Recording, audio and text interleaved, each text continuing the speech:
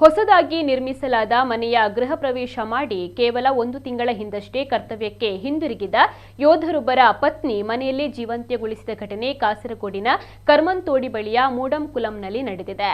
41 ವರ್ಷ ಪ್ರಾಯದ ಸೌಪರ್ಣಿಕ ಆತ್ಮಹತ್ಯೆಗೆ ಶರಣಾದ ಮಹಿಳೆ ನಾಗಾಲ್ಯಾಂಡ್ನಲ್ಲಿ ಭಾರತೀಯ ಸೇನೆಯಲ್ಲಿ ಕರ್ತವ್ಯವನ್ನ ನಿರ್ವಹಿಸ್ತಾ ಇರುವ ರಾಜೇಶ್ ಕುಮಾರ್ ಅವರ ಪತ್ನಿ ಸೌಪರ್ಣಿಕ ತಮ್ಮ ಮನೆಯ ಮೇಲಿನ ಮಹಡಿಯ ಮಲಗುವ ಕೋಣೆಯಲ್ಲಿ ಸೀಲಿಂಗ್ ಫ್ಯಾನಿಗೆ ನೇಣು ಬಿಗಿದ ಸ್ಥಿತಿಯಲ್ಲಿ ಪತ್ತೆಯಾಗಿದ್ದಾರೆ.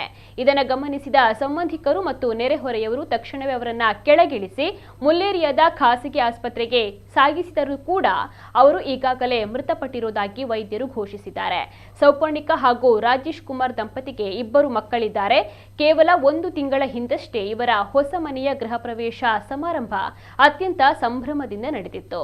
ಕಾರ್ಯಕ್ರಮ ಮುಗಿದ ಬಳಿಕ ರಾಜೇಶ್ ಕುಮಾರ್ ಅವರು ನಾಗಾಲ್ಯಾಂಡ್ನ ತಮ್ಮ ಸೇನಾ ಹುದ್ದೆಗೆ ಮರಳಿದ್ದರು.